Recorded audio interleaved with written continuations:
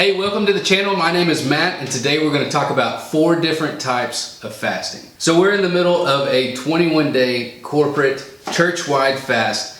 We're in the middle of it, and so I just wanted to get this out there to tell you about the 4 different types of fasting. If you've never fasted, if you have questions on fasting, look, this is a great place to find out about the 4 different kinds.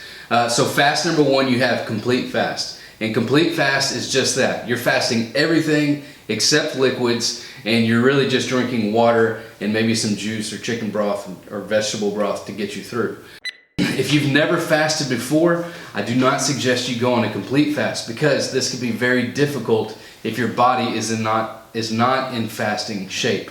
So if you don't fast regularly, or you've never fasted before, I highly suggest you start out with either a day or at max 3 days. But don't just like dive in saying, hey, I'm going on a 30-day fast, and you've never fasted before, because your body needs to kind of work its way up to fasting. But fast number 1, complete fast. You're fasting everything except really just water. All right, for fast number 2, you have partial fast. And in partial fast, you're fasting partially throughout the day. So, and this is sometimes referred to as the Jewish fast, but really you're fasting, some people do sun up to sundown, or the Jewish fast, which is from 6 a.m. to 3 p.m. You're not eating anything. Some people pick a 12-hour fast where you're, 6 a.m. to 6 p.m. or 8 a.m. to 8 p.m., whatever it may be. You're fasting a portion throughout the day, so partially throughout the day. That's partial fast. All right, so for fast number 3, you have what's called a selective fast. And in a selective fast, you're peaking. In a selective fast, you're taking pieces from your diet that you typically eat, and you're removing those from your diet. So, one of the best examples we have is found in Daniel, and it's called the Daniel's fast. And what he said is, I'm not going to defile myself with, quote unquote, the king's table's food, or he's only going to eat fruits, vegetables, and only drink water.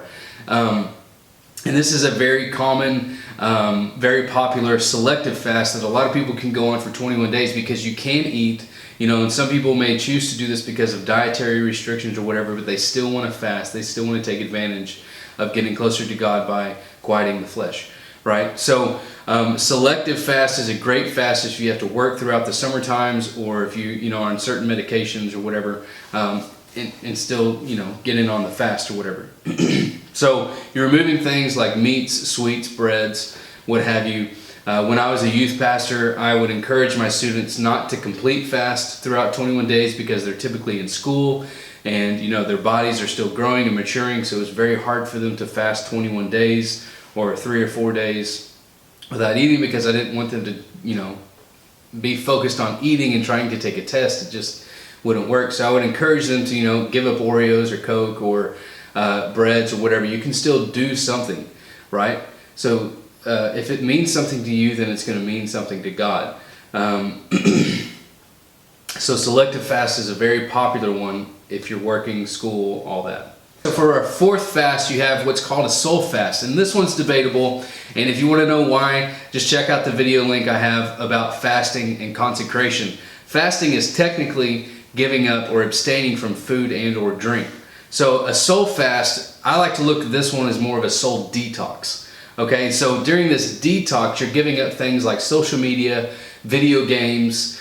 You're abstaining, from certain things that kind of trigger you in your mind.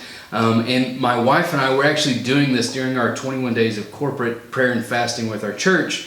We're eliminating nights of the week where we're just going to be totally off the grid, totally away from technology. We're going to go back to old school things of like putting puzzles together, playing card games or board games, and just talking, prayer, spending some time in prayer together, reading the Bible, getting back to some of the basic things that we kind of forgot about as technology came in. All right, so those have been your 4 types of fasting. You have your complete fast, your partial fast, your selective fast, and your soul fast. Listen, I hope this video has been helpful to you, because I want you to grow closer to God. And if you can do that by taking part in one of these 4 types of fasts, then this video has done its job, and I hope it earns a like or subscribe from you, so that I can keep making more videos just like this and be encouraged to do so. But more than anything, I hope that you grow closer to God. Thanks for checking out the channel. I'll talk to you later.